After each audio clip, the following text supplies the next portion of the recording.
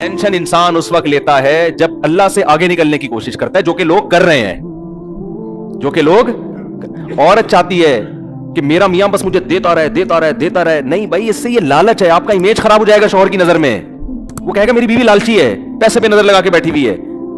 اس سے ہو سکتا ہے اگر یہ استغنا ہوتا، قناعت ہوتی تو اللہ بہت زیادہ. میں ایسے مردوں کو جانتا ہوں، ان کے دل اتنے بڑے ہیں، وہ کہتے ہیں، مجھے بتاتے ہیں یار اگر میری بیوی میں لالچ نہ ہوتی میں اپنی ساری پراپرٹی اس کے نام کر دیتا، لیکن لالچی ہے، میرا دل نہیں کرتا. اب اس عورت کو کیا پتا کہ تو نے چند پیسوں کی لالچ میں کروڑوں روپے کا اپنا نقصان کر دیا.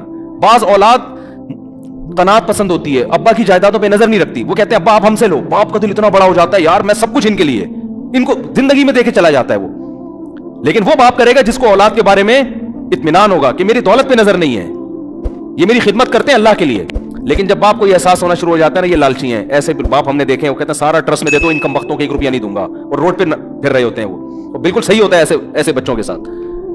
تو بھائی اللہ تو اس سے زیادہ، یہ اللہ کا تو اس سے زیادہ ہے. اللہ کہتے ہیں مجھ سے ناجائز طریقے سے چھیننے کی کوشش کرو گے، دیوالیاں نکال دوں گا تمہارا. اگر دوں گا بھی نا تو دل سے سکون چھین لوں گا. دولت کا مقصد سکون ہوتا ہے. دیکھو اللہ اگر ظاہری میں دولت چھینتا رہتا ہے نا تو آزمائش ختم ہو جاتی ہے. ہم کہتے ہیں وہ ناجائز کرتا ہے، دیکھو اتنا وہ تو غریب ہے اور حلال کمانے والے اتنے کروڑ پتی. تو اللہ نے ظاہری طور پر دولت حرام کمانے والوں کو بھی دی ہے، لیکن سکون اللہ نے ان سے چھین لیا ہے. جا کے دیکھو گھروں کے اندر، ہم تو اتنے کیسز آتے ہیں، میاں بیوی میں محبت نہیں ہے، اولاد میں بیوی شوہر مرنے والے انگوٹھے لگوا کے اپنی جائیداد اپنے نام کرا لی. صحیح ہے نا؟ ایسے ایک بزرگ نے ایک بڑا اچھا واقعہ سنایا، بہت زبردست، کہ تقویٰ کسے کہتے ہیں. عورت کو ایسا ہونا چاہیے، تقویٰ اسے کہتے ہیں. یہ سوچ بن جائے نا تو بڑی سکون کی زندگی. تو وہ انہوں نے ایک واقعہ بتایا کہ ایک آدمی نے کہیں چھپ کے شادی کر لی، پرانے زمانے کا واقعہ ہے، اور پہلی بیوی کو نہیں بتایا. جب شادی کی ہے تو موت سے چند دن پہلے بتا دیا ہوگا، یا پتہ چل گیا ہوگا، یا پتہ چلنے کی وجہ سے ہی مرے ہوں گے، واللہ عالم. بہرحال وہ انا للہ ہو گیا. ان کو جیسے پتہ چلا، ان کا چانس یہی ہوتا ہے کہ جب پتہ چلے گا تو اب آپ کی زندگی کے دن بہت تھوڑے سے رہ گئے، انتقال ہو گیا. اب وہ عورت کہیں گاؤں دیہات میں دوسری زوجہ رہتی تھی، تو پہلی کو خیال آیا کہ ٹھیک ہے میرے میاں نے صحیح کیا، غلط کیا، لیکن وراثت میں اس بیوی کا حصہ بہرحال بنتا ہے. آج کل یہ سوچ نہیں ہے، بھائی شرم، یہ میرے لیے حرام ہوگا اگر میں اس کا حصہ کھاؤں. تو جو اس کی وراثت کا بڑا کروڑ پتی آدمی تھا، وہ حصہ لے کر گئی ہے اس پہ دوسری زوجہ کے پاس. وہ یہ کہہ بھی سکتی تھی کہ تو چھپ کے کیا ہے نا، ہم تھوڑی ذمہ دار ہیں، ہمیں تھوڑی بتایا تھا. اس کے پاس حصہ لے کے گئی. یہ جب خدا کا خوف ہوتا ہے نا، لالچ نہیں ہوتی، تو ایسے ہوتا ہے. اور ایسے لوگوں کے لیے اللہ پھر رزق کے دروازے الگ طریقے سے کھولتا ہے. اس کو میں ابھی حدیث سناتا ہوں، اس پہ کیسے اللہ غیب سے رزق کے دروازے کھولتا ہے. اللہ پہلے آزماتا ہے کہ حرام کی طرف مت جاؤ. حرام میں اگر ملے گا بھی نا، سکون گیا، لالچ، ہوس، یہ چیزیں انسان میں پیدا ہو جاتی ہیں. تو جب وہ اس کے پاس گئی اور کہا کہ بھائی میرے میاں نے کی ہوئی تھی، ہمیں پتہ چلا، اور اب میں تمہاری وراثت نہیں کھا سکتی، جتنا میرا حصہ اتنا ہی تمہارا. وہ بھی کتنی خاندانی. اس نے کہا کہ آپ کے شوہر نے مجھے 3-4 مہینے پہلے طلاق دے دی تھی. مسئلہ یہ ہے کہ شوہر اگر 1 یا 2 طلاقیں دے اور بیوی کی عدت ہو تو عدت کے دوران عورت کو وراثت ملتی ہے. پھر اگر مرض موت میں طلاق دے دے، اب وہ ایک الگ مسئلہ ہے، لمبی بحث ہے. تو کبھی کوئی مبتلا ہو تو پوچھ لے. میں اس لیے کہہ رہا ہوں کہ ایسا نہ ہو لوگ میرے بیان کو ایک مسئلہ بنا کے بھی پیش کر دیتے ہیں، لیکن عدت بھی ختم ہو چکی تھی. تو انہوں نے اس بات کا بتایا نہیں تھا، لہذا میں ان کی زوجہ نہیں ہوں، میرا حصہ نہیں. کیسی خاندانی عورتیں تھیں کہ نہیں تھیں.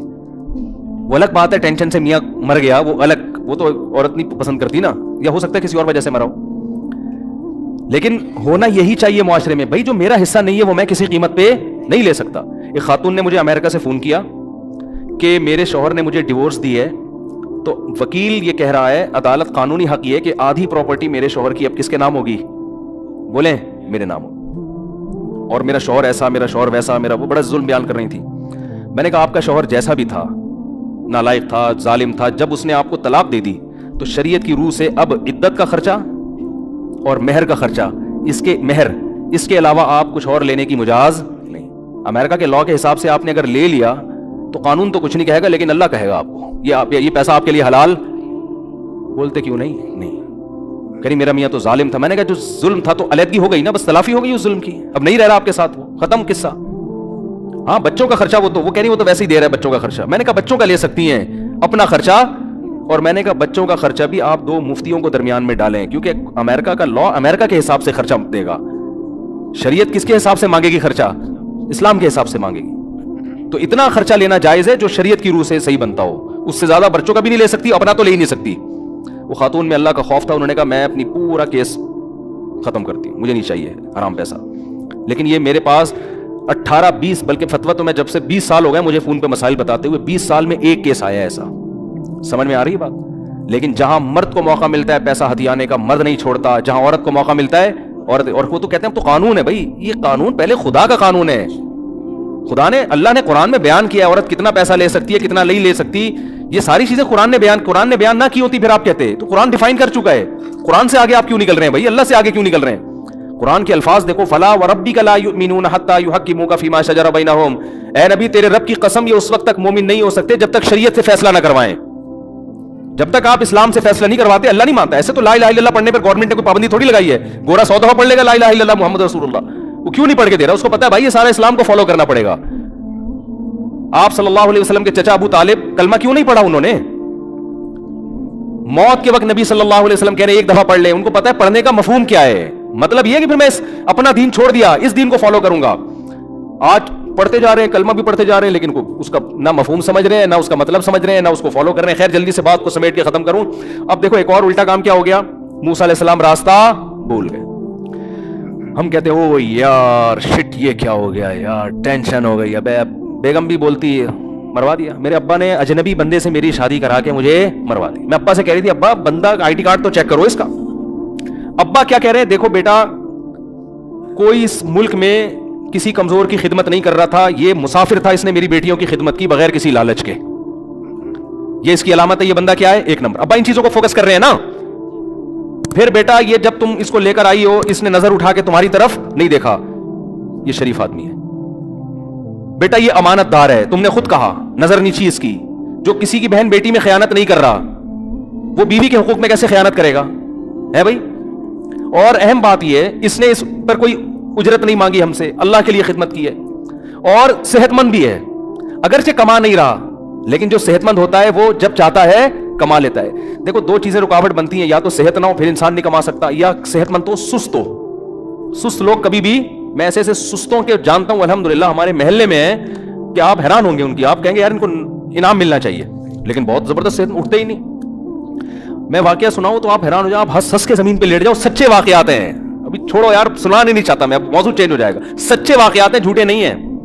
سست کے ایسے واقعات ہیں جو آپ کہو یار ایسا بھی ہوتا ہے, لیکن وہ میں مسجد میں سنا مجھے بھی مناسب نہیں ہے. کبھی چھاؤں میں آئیں گے اکیلے انشاءاللہ میں آپ کو سناؤں گا. مسجد میں سنانے کے نہیں, ایسے سست ہیں کہ بس چھوڑو یار, کیا بتاؤں میں آپ. تو سست کتنا بھی صحت مند ہو, اول تو تھوڑے دن تک صحت رہتی ہے, پھر وہ سست آدمی ویسے بیمار ہو جاتا ہے. تو انہوں نے دیکھا کہ نہ ان کے اندر سستی ہے, نہ یہ کمزور ہیں, اور ایماندار بھی ہیں. رزق کون دے گا؟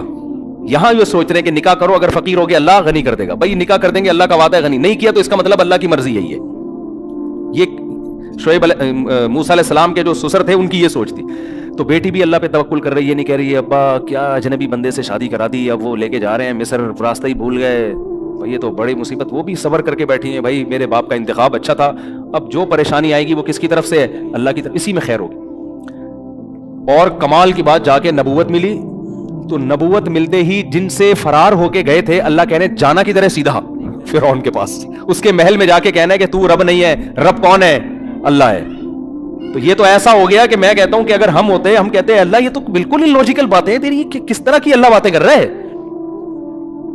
میں موسٹ وانٹیڈ آدمی, مجھے تو وہ بھنک پڑے گی قتل کر دیں گے. اگر تو مجھے یہ کہتا کہ جا کے کسی اور کو دین کی دعوت دے, تو یہ بھی خطرہ تھا کہ فرعون کہے گا میرے ملک میں میری ایک نئی تحریک کھڑی ہو گئی ہے جو دوسرے مذہب کی طرف بلا رہی ہے, اور تو کہہ رہا ہے جا کے بات کس سے کرنی ہے, ڈائریکٹ فرعون سے. تبھی موسیٰ علیہ السلام نے کہا انی قتلت منہم نفسا, اللہ میں نے تو قتل کیا, مجھے مار دیں گے وہ. اور یہ ہے, اور پوری تقریر اللہ نے کہا کلا ہرگز نہیں, جانا پڑے گا تجھے, جانا پڑے گا, اور جا کے اس کو دعوت دینی پڑے گی. اور پھر اتنی آزمائشیں, جب موسیٰ علیہ السلام گئے فرعون کو دعوت دی, جو کچھ آزمائشیں قرآن بیان کر رہا ہے. موسیٰ علیہ السلام بنی اسرائیل کو بھی تسلیاں دے رہے ہیں, اللہ کی مدد آئے گی, اللہ کی مدد آئے گی, ادھر بھی تسلیاں دے رہے ہیں. یہاں تک کہ قرآن کہتا ہے بنی اسرائیل پر اور مصیبتیں شروع کر دی فرعون نے, اور عذاب شروع ہو گئے. یہاں تک کہ بنی اسرائیلی جو حضرت موسیٰ کو پیغمبر مانتے تھے, معجزے دیکھ چکے تھے, کہنے لگے اوذینا من قبل ان تأتینا ومن بعد ما جئتنا, اے موسیٰ تیرے آنے سے ہمیں کوئی فائدہ نہیں ہوا, تیرے آنے سے پہلے بھی عذاب میں اور تیرے آنے کے بعد بھی ہم عذاب میں ہیں. اور حضرت موسیٰ کیا تسلی دے رہے ہیں, عسیٰ ربکم ان یہلک अदुव्वकुम, उम्मीद रखो अल्लाह तुम्हारे दुश्मन को हलाक करेगा। ये जो इतने सारी नाकामियां अल्लाह पैदा कर रहा है, नाकाम करने के लिए नहीं। अगर अल्लाह हमें नाकाम करने के लिए कर रहा है, इसका मतलब अल्लाह की नजर में फिरौन बड़ा है और हम अल्लाह की नजर में छोटे। तो फिरौन कैसे बड़ा हो सकता है? वो तो अय्याश है, वो तो जालिम है। ये तवक्कुल चाहिए अल्लाह को अपने बंदों से। बात समझ में आ रही है कि नहीं आ रही है? और ये तवक्कुल हमें अल्लाह को चाहिए निजी जिंदगी में भी, दफ्तरों में भी, घरों में भी, कारोबार में भी, मस्जिदों में भी, हर जगह ये वाला तवक्कुल अल्लाह को हमसे चाहिए कि तुमने काम पूरा करना है, नतीजा किस पे छोड़ना है? अल्लाह पे। गलत भी हो रहा है तो बस सही हो रहा है। समझ में नहीं आ रही मेरा ख्याल है बात? गलत भी हो रहा है तो सही हो रहा है बस, फिर सुकून भी मिलेगा, फिर सही भी होना शुरू हो जाएगा, वरना गलत ही होता रहेगा। और अगर आपने अल्लाह को राजी नहीं किया हुआ ना, फिर अल्लाह की कसम उठा के कहता हूं कि अगर सही भी हो रहा है तो क्या हो रहा है? गलत हो रहा है। ये आपकी खुशफहमी है कि सही हो रहा है? ये आपकी खुश। देखो, जब किसी दुश्मन को आपने बुलाया, आपके दुश्मन ने आपको बुलाया, आपको नहीं पता था कि ये मेरा दुश्मन है, उस वक्त आपको मालूम नहीं था। लोग बता रहे हैं तुम्हारा दुश्मन है, आपको नहीं पता। आप कह रहे हो नहीं यार ये तो मेरा दोस्त है, उसने रसगुल्लों का डब्बा सामने लाके रख दिया, आपने 3 रसगुल्ले खा लिए। बाद में किसी ने साबित कर दिया कि ये कौन था? आपका दुश्मन। आप फौरन उल्टी की गोलियां खाओगे, यार ये रसगुल्ले निकालो, ये इतना बड़ा दुश्मन है, ये तो मुझे कत्ल करने के लिए तलाश कर रहा था। आपको उन रसगुल्लों से बू आना शुरू हो जाएगी, खौफ आना शुरू हो जाएगा। जो अल्लाह वाले लोग होते हैं ना, गुनाह करने के बाद अगर उनको इज्जतें मिलें, पैसे मिलें, गुनाह भी हो रहे हैं फिर भी सब कुछ मिल रहा है, वो उस पैसे से, इज्जत से कभी खुश नहीं होते। कहते हैं अल्लाह कोई मुझे बड़ी तबाही में डालना चाह रहा है। क्योंकि मूसा अलैहिस्सलाम जब फिरौन को दावत दी है तो फिरौन की तरक्की का ग्राफ कम के बजाय और ऊपर जाना शुरू, और बनी इसराइल पर जुल्म का ग्राफ वो भी ऊपर जाना शुरू, यानी वो और तनज़्ज़ुल की तरफ जाना शुरू हो गए। लेकिन मूसा अलैहिस्सलाम तसल्लियां दे रहे हैं कि सब्र करो, अल्लाह तुम्हें हुकूमत देगा। इन्नल अर्दा लिल्लाही, देखो जमीन अल्लाह की है, यरिसुहा मन यशा यूरिसुहा मन यशा, इन्नल अर्दा लिल्लाही यरिसुहा मन यशा, जिसको चाहता है वारिस बनाता है। तो ये तवक्कुल अल्लाह हमसे चाहते हैं। बात, मेरा बयान शुरू कहां से हुआ था? ये कहां चला गया बयान? अच्छा, फिर आखिर में मूसा अलैहिस्सलाम को देखो ना, फिर अल्लाह ने हजरत मूसा की मदद आ गई और अल्लाह ने कहा कि बनी इसराइल से कहें कि मिस्र से निकल जाए। अब थोड़ा बनी इसराइल को सुकून मिला, भाई अब इंतजाम हो गया, अब हम निकल के कहीं जाएंगे, हंसी खुशी जिंदगी गुजारेंगे। लेकिन यहां फिर कामयाबी में नाकामी।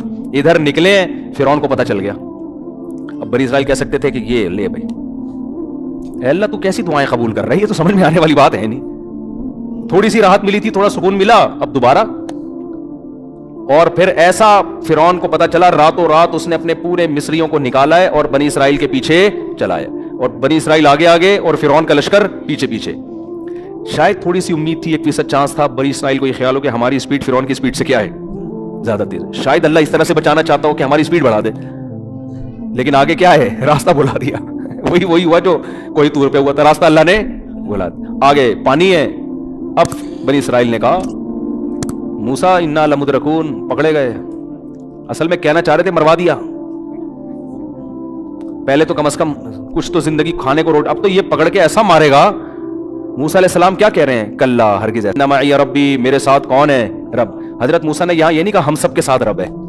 देखो नबी सल्लल्लाहु अलैहि वसल्लम के साथ जब हजरत अबू बकर थे, दुश्मन ने घेरा गार में, तो आपने अबू बकर को फरमाया ला तहज़न इन्नल्लाह माना, गम ना करो, हम हमारे साथ कौन है? अल्लाह है, मेरे साथ भी है, तुम्हारी भी मदद करेगा। इधर मूसा अलैहिस्सलाम को जब बनी इसराइल ने कहा फंस गए, तो मूसा अलैहिस्सलाम ने ये नहीं कहा हमारे साथ रब है, कहा मेरे साथ कौन है? रब। उलमा ने नुक्ता लिखा है कि मूसा अलैहिस्सलाम को यकीन नहीं था कि ये कौम बचेगी, क्योंकि देख रही है कि इतने मोजज़े देख लिए, अल्लाह हर मुश्किल से निकालता है, तो अब भी निकालेगा, तवक्कुल करो। अब भी क्या कह रहे हैं? मारे गए। तो इसलिए मूसा अलैहिस्सलाम को डर ये था कि अल्लाह ने तो बचाने के वादे किए हुए, लेकिन इनकी हमाकतों की वजह से कहीं अल्लाह ऐसा ना हो कि इनको यही खत्म कर दे। तो कह रहे हैं मुझे अल्लाह बचाएगा, तुम्हारी कोई गारंटी नहीं है, तुम्हारी हरकतें ऐसी हैं। लेकिन अल्लाह ने बचाया, और जाहिर अल्लाह ने इसलिए बचाया कि मूसा अलैहिस्सलाम को तो अल्लाह ने बनी इसराइल के लिए रखा हुआ था ना। वो जैसे वो गवाह मूसा अलैहिस्सलाम लेकर गए थे कोही तूर पे, बनी इसराइलियों ने कहा था हम जब तक अल्लाह को अपनी आंखों से ना देख लें, तौरात उतरते हुए ना देख लें, हम ईमान नहीं लेकर आएंगे। तो 70 आदमी मूसा अलैहिस्सलाम गवाह के तौर पे ले गए। तो उन गवाहों ने जब तौरात अपनी आंखों से देख ली तो कहने लगे हम अल्लाह को भी देखेंगे। हजरत मूसा को गुस्सा आया, अल्लाह का भी गजब आया, अल्लाह ने उन 70 के 70 को मौत दे दी। कितने नालायक।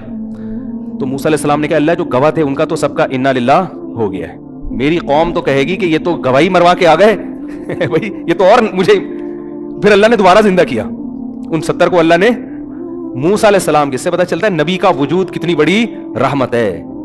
تو بعض دفعہ اللہ بنی اسرائیل کی پرواہ نہیں کر رہے ہیں, اللہ موسیٰ کلیم اللہ کی پرواہ کر رہے ہیں کہ اپنے پیغمبر کو میں اتنی ٹینشن میں نہ ڈالوں, چلو ان کو عذاب میں مار دیا, دوبارہ زندہ کرو, ٹھیک ہے نا, چلو بھائی جاؤ دوبارہ جا کے گواہی دو. انہوں نے جا کے گواہی دی, پھر جا کے ہاں بھائی یہ وہی تو ہم نے خود دیکھا ہے پہاڑ پہ جو ہے نا اترتے ہوئے, یہ تو رات ہے, یہ موسیٰ علیہ السلام نے کہیں چھپے ہوئی تختیاں نہیں رکھی ہوئی تھی, ہم نے خود اترتے ہوئے دیکھی ہیں, جا کے گواہی دی. تو ان تمام باتوں سے پتہ چلتا ہے بھائی مسلمان کا لائف اسٹائل اور غیر مسلم کے لائف اسٹائل میں زمین آسمان کا فرق ہے. غیر مسلم کیلکولیٹر پہ یقین کرتا ہے, وہ کہتا ہے اتنے پیسے بینک میں, ڈبل روٹی کی قیمت اتنی ہو گئی ہے, اور انڈے اتنے روپے کے ہو گئے ہیں, 2 بچے ہی اچھے. آئی بات سمجھ میں؟ بلکہ وہ 2 بھی کہتا ہے گورنمنٹ پالے, میں کیوں پالوں. بیگم اپنے خرچے پہ چائے بنائے گی, میں اپنے خرچے پہ چائے بناؤں گا. میں اپنا پیسہ ایکچولی میں اپنا بزنس کسی کے ساتھ شیئر نہیں کر سکتا. I am main of money, اس طرح کے ڈائلاگ بھی بولے جاتے ہیں, میں پیسے کا غلام. مسلمان کیا کرتا ہے, ادھر جیب میں پیسہ آیا, اس کو سمجھ میں نہیں آ رہا تو کھلائے کس کو, وہ بیٹھے وہ مدرسوں میں خرچ کرتا ہے, وہ مسجدوں میں خرچ کرتا ہے, وہ بیوی بچوں پہ خرچ کرتا ہے, وہ ساس پہ خرچ کرتا ہے, ٹھیک ہے نا, وہ سسر پہ خرچ کرتا ہے. بس اتنا وہ احتیاط کرتا ہے کہ کل کسی اور کے سامنے بھیک مانگنی نہ پڑے. جب اس سے پوچھا جاتا ہے یار تم کیا, یار تم نے سارے محلے کا ٹھیکہ لیا ہوا ہے, تو کہتے ہیں کھلانے والا کون ہے بھائی, اللہ. تو پھر لوگ کہتے ہیں وہ آدمی تو سخی تھا, غریب ہو گیا.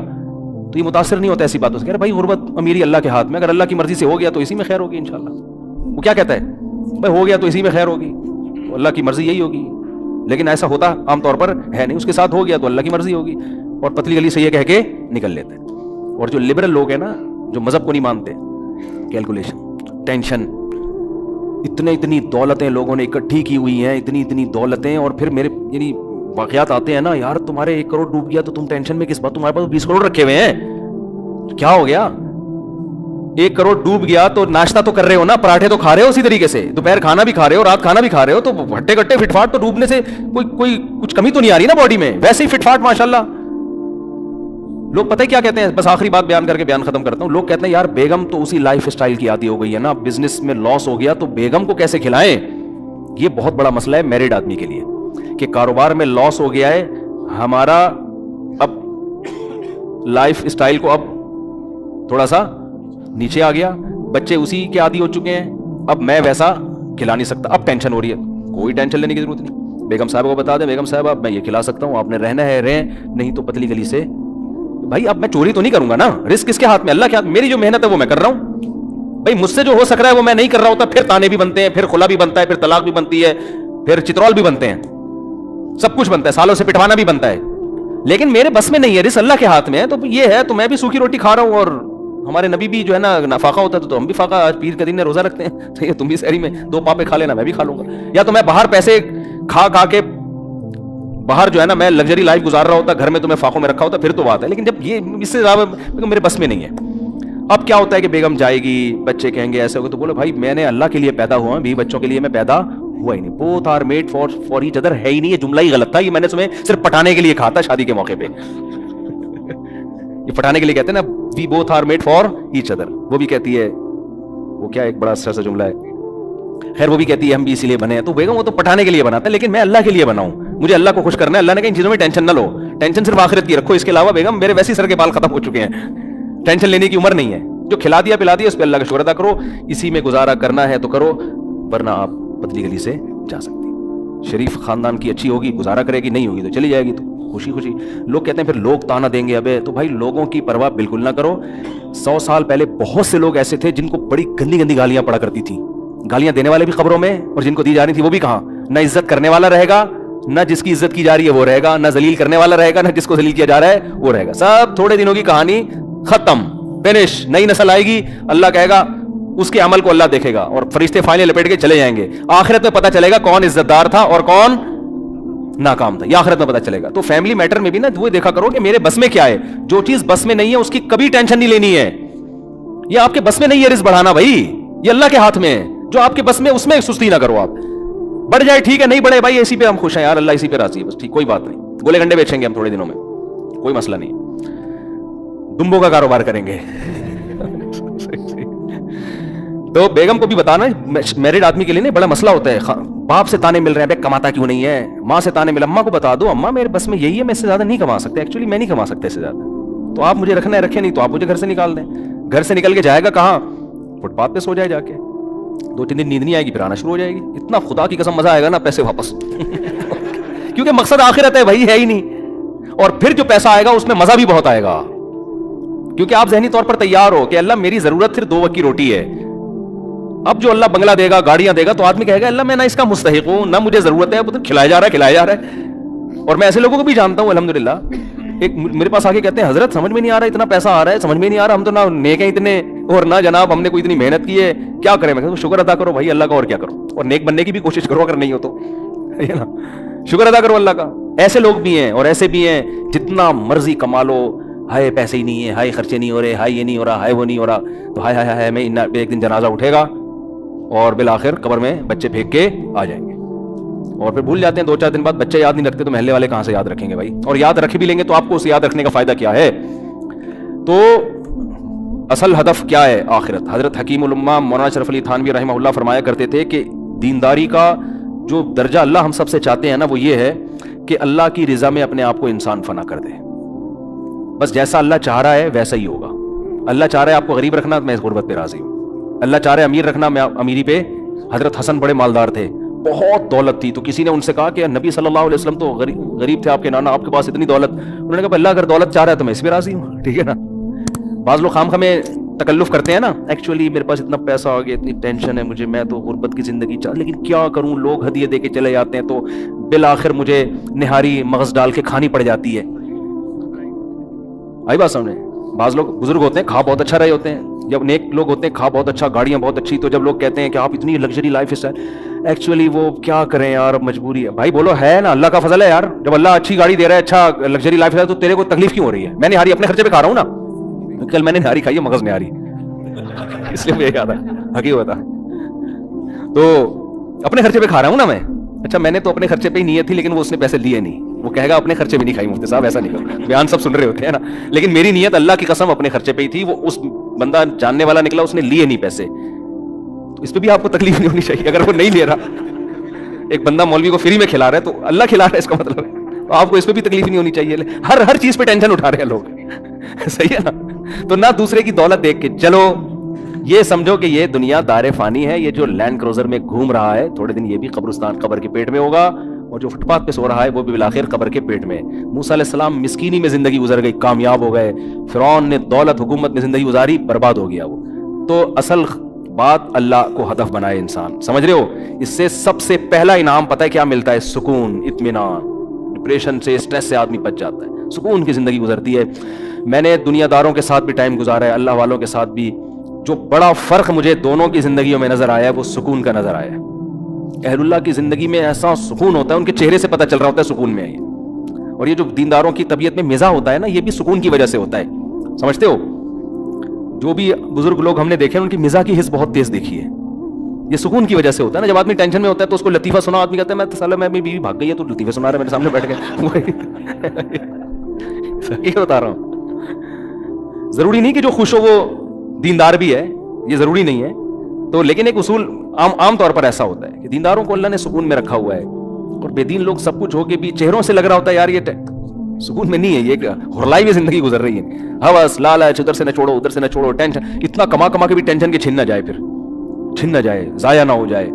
तो जब अल्लाह के हाथ में खजाने हैं तो भाई अल्लाह देगा, ठीक है, अल्लाह नहीं देगा तो अब क्या, अल्लाह से थोड़ी लड़ सकते हैं, मांगते रहेंगे अल्लाह से। हम अबदियत का तकाजा ये है कि आदमी अल्लाह के सामने फंटर बनने की कोशिश ना करे। ये नहीं कहे कि अल्लाह तेरी मर्जी, तू मुझे दे, नहीं दे मैं तो बस गुजारा नहीं। भाई अल्लाह के सामने अल्लाह मैं मोहताज हूं, मेरे अंदर टेंशनों को बर्दाश्त करने की ताकत नहीं है।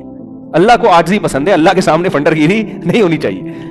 अल्लाह मैं मोहताज हूं, मुझे सेहत भी चाहिए, मुझे नेक बीवी भी चाहिए, मुझे सेहतमंद औलाद भी चाहिए, मुझे इज्जत भी चाहिए, और रिस्क में कुशादगी भी चाहिए। वो जो गुर्बत के जरिए तू आजमाता है अल्लाह, वो वसीम भाई को आजमा ले, मुझे छोड़ दे सही है, नाम ना लो लेकिन फरिश्ते समझ जाएंगे किसकी बात कर रहा है। तो अल्लाह मुझे तो कुशादगी, तो अल्लाह से मांगना यही चाहिए, समझ रहे हो? यही मांगनी चाहिए। एक सहाबी को जब पता चला ना सबर की इतनी फजीलत है, तो वो दुआ मांगने लगे, अल्लाह मुझे परेशानियों में डाल दे ताकि फिर मैं सबर करूं। आपने फरमाया ये दुआ मत मांगो, खुद नहीं मांगो अल्लाह से। तो अल्लाह के लिए तो भाई हजरत अय्यूब अलैहिस्सलाम जो थे, बीमार थे, तो सोने की टिड्डियां गिरना शुरू हुई। जब सेहत मिली है ना उनको, तो सारी टिड्डियां जमा कर रहे हैं, गोल्ड। तो अल्लाह ने कहा अय्यूब मैंने तुझे मुस्तगनी नहीं कर दिया, इतनी दौलत दे दी, अब मैं आसमान से टिड्डियां बरसा रहा हूं तो जमा कर रहा है। लेकिन उन्होंने कहा अल्लाह मैं तेरी रहमत से मुस्तगनी नहीं हूं। تو جتنا دے گا میں تو لوں گا, آنے دو بھائی. یہ ایسے ہی جیسے ابا نے آپ کو بہت پیسے دیے, ایک دن ابا نے آپ کو کہا چلو بیٹا میں تمہیں گولا گنڈا کھلاتا ہوں. ابا ایک گلے گنڈے غریب لوگ کھاتے ہیں, مجھے ضرورت نہیں ہے. ابا کو غصہ آئے گا نا, ابا کہے گا تو ہے بہت بڑا فنٹر ہے, ہمیں پتا ہے تو سیٹ کا بیٹا ہے, جب میں تجھے دے رہا ہوں نا تو عزت کے ساتھ لے لیتا. گلا خراب تھا نہیں کھاتا, کسی اور کو کھلا دیتا, لے لیتا آرام سے. سمجھتے ہو کہ نہیں سمجھتے؟ تو اللہ بھی چاہتے ہیں کہ ہم تو ویسے محتاج ہے نا اللہ کے, تو اللہ ہمیں تو سکون کی زندگی چاہیے, ہمارے گناہوں کی سزا نہ ہمیں دنیا میں چاہیے نہ ہمیں آخرت میں چاہیے, ہمیں تو بس معافی چاہیے. یہ اللہ سے مانگو تو اللہ کرے گا بھی انشاءاللہ. ایسے ہی بہت کم اللہ آزماتا ہے, بہت کم لوگوں کو, اور ہمیں تو آزمائش کی طاقت ہی نہیں ہے. بس اللہ سے, اور کبھی کوئی گناہ ہو جائے فوراً توبہ کرو, معاف کر دے اللہ, نہ دنیا میں انتقام لے نہ ہم سے آخرت میں, تو ہمیں بس معاف